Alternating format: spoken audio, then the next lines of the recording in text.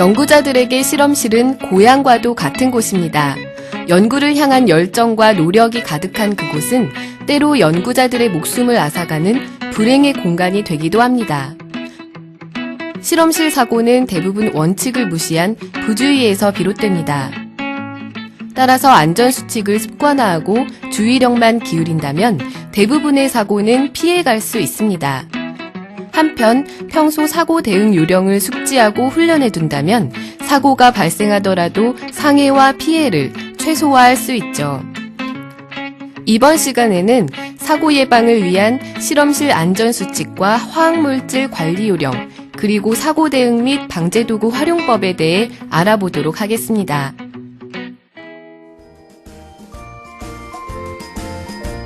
실험실 안전수칙은 크게 준비 단계, 실험 단계, 정리 단계로 구분됩니다.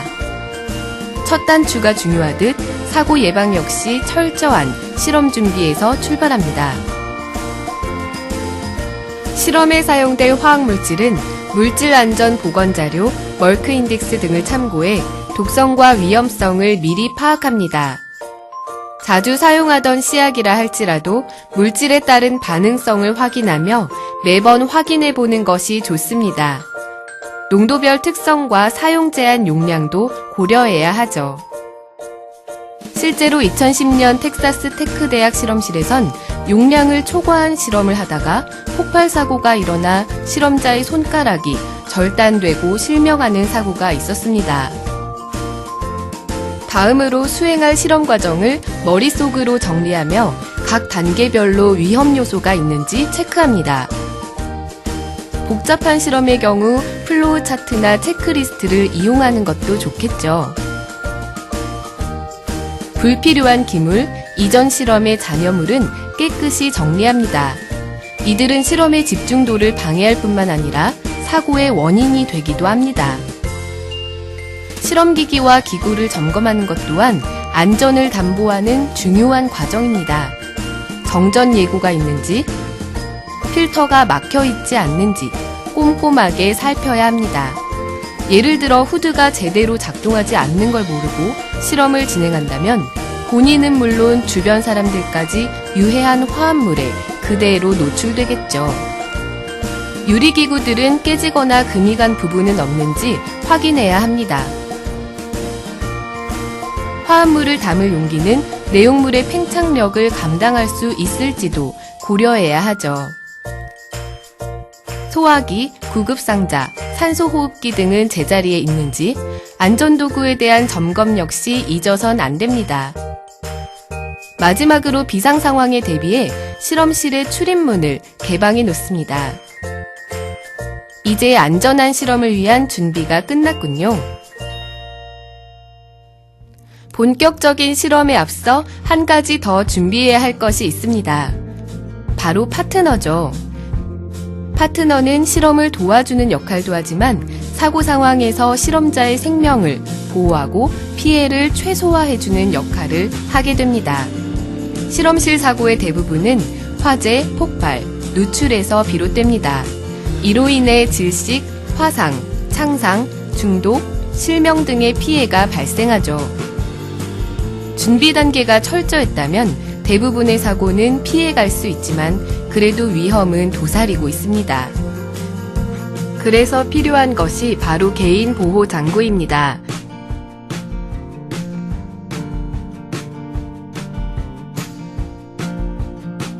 실험실에 들어가기 전엔 입구에 표기된 개인 보호 장구 착용 수칙에 따라 안전화, 마스크, 보안경, 실험복, 보호장갑 등 기본 보호장구를 착용합니다.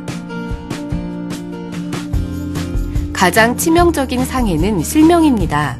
사고 규모에 비해 개인이 겪는 피해가 너무나 크죠. 보안경만 착용했다면 충분히 피해갈 수 있었던 사고. 실제로 노벨상 후보자였던 미국 스크립스 인스티튜트 화학과의 베리 샤플리스 박사는 NMR 튜브가 폭발해 시력에 큰 손상을 입는 사고를 당했습니다. 안경이나 콘택트 렌즈가 보안경을 대신할 수 없습니다.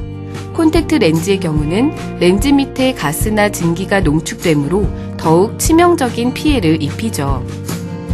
실험용 보안경은 강성 플라스틱 소재로 제작되어 어지간한 충격의 파편을 막아낼 수 있으며 밀폐형 보안경은 기화된 유독물질이 안구 표면을 손상시키는 사고를 막을 수 있습니다. 실험복은 단순한 유니폼이 아닙니다. 실험복은 실험실 내에서 묻은 화학물질이 외부로 유출되는 것을 막고 외부에서 옷에 묻은 물질이 실험실로 들어와 실험을 방해하는 것을 예방하죠.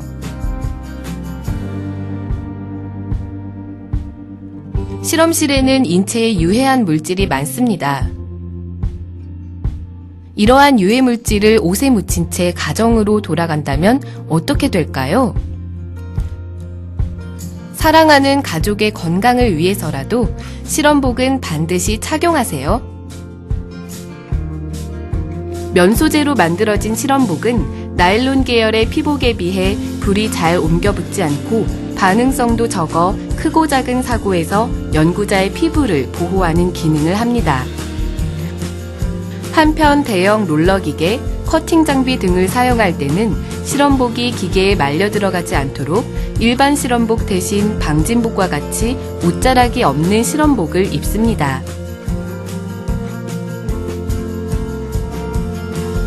연구자의 손을 보호하는 보호장갑은 크게 세 종류로 구분됩니다. 폴리에틸렌 장갑은 착용감이 좋고 손동작을 방해하지 않아 많이 활용되는데 발암물질 등과 같은 유해물질이 연구자의 손에 묻는 것을 방지합니다. 합성고무 장갑은 강산이나 부식성이 강한 화합물을 다룰 때 사용합니다. 합성고무 장갑의 두꺼운 보호층은 화합물의 침투를 확실하게 막아주지만 용액에 직접 손을 넣어야 할 경우엔 사전에 공기나 물을 넣어서 새는 곳이 없는지 반드시 확인해야 합니다. 내열 장갑은 뜨거운 물체를 만질 때 사용됩니다. 각각의 장갑은 용도가 다르므로 혼용해서 사용하면 안 되며 찢어진 곳이 있다면 즉시 교체해야 합니다. 만일 실험 중 장갑이 손상되어 화합물이 피부에 닿았다면 응급처치 후 즉시 병원으로 달려가야 합니다. 장갑은 화학물질 접촉이 빈번하므로 주의해서 다뤄야 합니다. 벗을 때는 장갑이 피부에 닿지 않도록 특히 주의해야 하죠. 폴리에틸렌 장갑은 가급적 재사용을 금하고 합성고무 장갑은 자주 세척해 줘야 합니다. 인화성이 강한 합성 섬유 옷을 입고 실험을 하는 것은 매우 위험한 행동입니다. 2008년 미국 UCLA 대학의 대학원생 쉐리 샨지는 실험 중 옷에 불이 옮겨 붙는 사고를 당했습니다. 전신 화상을 당한 이 여학생은 며칠 후 끝내 숨을 거두었죠. 화기를 다루는 실험을 할 땐 반드시 방염 토시와 방염 앞치마를 착용해야 하고 강산이나 부식성이 강한 약품을 다룰 땐 플라스틱이나 고무로 된 토시와 앞치마를 착용해야 합니다. 실험실에서 샌들이나 하이힐 등과 같은 신발은 사고의 원인이 될 수 있습니다. 실험 도구나 시약 등이 떨어져 치명적인 부상을 입을 수도 있고 실수로 넘어져 동료들에게 피해를 줄 수도 있거든요. 반드시 발을 완전히 덮을 수 있는 안전화를 신어야 합니다.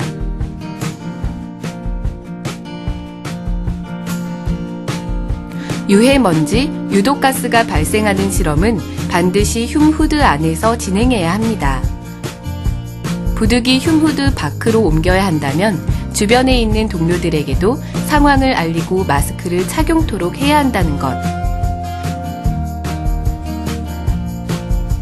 먼지의 경우 분진 마스크만 착용해도 되지만 맹독성 먼지나 유해가스의 경우는 반드시 방독 마스크를 착용해야 합니다. 방독 마스크 역시 만능은 아닙니다.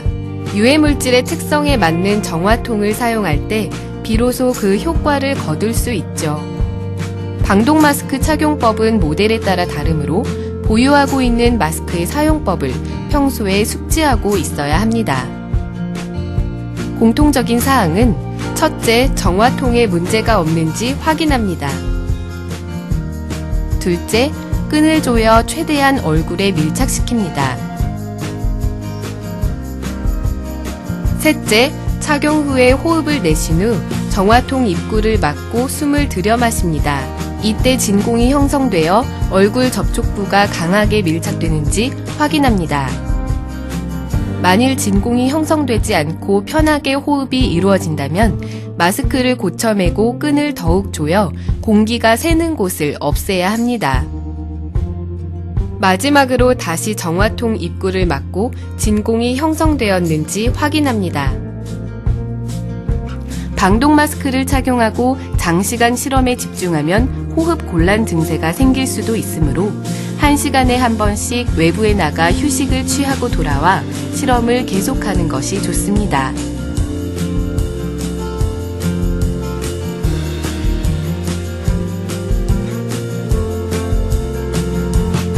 대형 컴프레서 운영, 파일럿 단위 실험 등 85데시벨 이상의 소음이 발생하는 환경에선 귀를 보호하는 장비를 착용해야 합니다.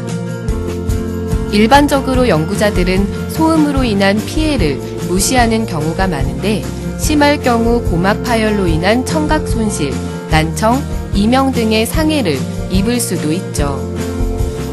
귀 보호 장비로는 간단한 귀마개가 많이 쓰이는데 소음이 심하고 장시간 작업을 수행해야 한다면 귀덮개를 사용하는 것이 좋습니다.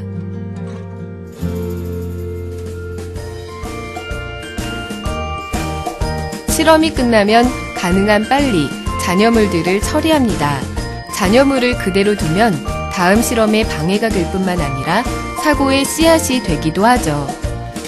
오랜 기간 방치하면 유해가스가 발생해 연구자들의 건강을 해치기도 합니다. 일회용품들은 분리용기에 버리고 사용하고 남은 용액들은 폐액통에 구분해서 버립니다. 각종 유리기구는 깨끗이 씻어 말려야 하는데 이때 폐용액들이 피부에 닿지 않도록 반드시 고무장갑을 착용해야 합니다. 고무장갑 속에 목장갑을 착용하면 깨진 초자기구에 베이는 사고를 예방할 수 있습니다. 정리정돈이 잘 된 깨끗한 실험실, 뛰어난 연구 성과와 실험실 안전을 위한 기본입니다.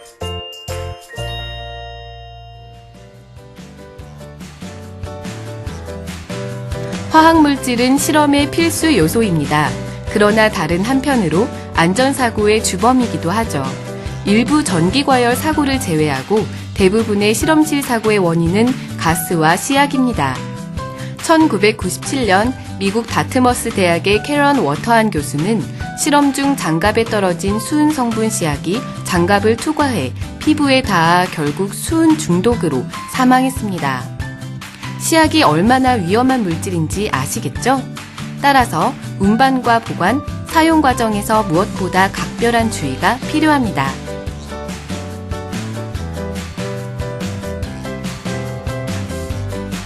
씨앗을 보관할 땐 경험이 많고 화학물질에 대한 지식이 풍부한 사람이 참여하는 것이 좋습니다. 편의를 위해 알파벳 순서로 진열하는 방식은 금물, 물질 안전 보건 자료에 의거 상호 반응성이 없는 씨앗끼리 모아서 보관해야 합니다. 씨앗을 다루다 발생하는 사고를 예방하기 위해 반드시 눈높이 이하에 배치합니다. 환기식 씨앗장은 씨앗에서 발생하는 유독가스가 실험실에 퍼지는 것을 차단하고 후드를 통해 외부로 배출합니다. 유독성이 강하고 휘발성이 있는 씨앗을 일반 씨앗장에 보관할 경우 증기화된 씨앗이 오랜 시간에 걸쳐 연구자들을 중독시킬 수도 있습니다. 후드 시설이 없는 실험실이라면 씨앗을 외부 저장소에 별도로 보관하거나 잦은 환기를 통해 오염을 최소화해야 합니다.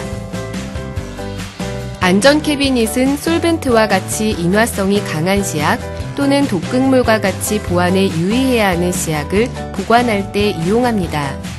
열에 강해 화재로 인한 씨앗의 2차 폭발을 예방하기도 하죠.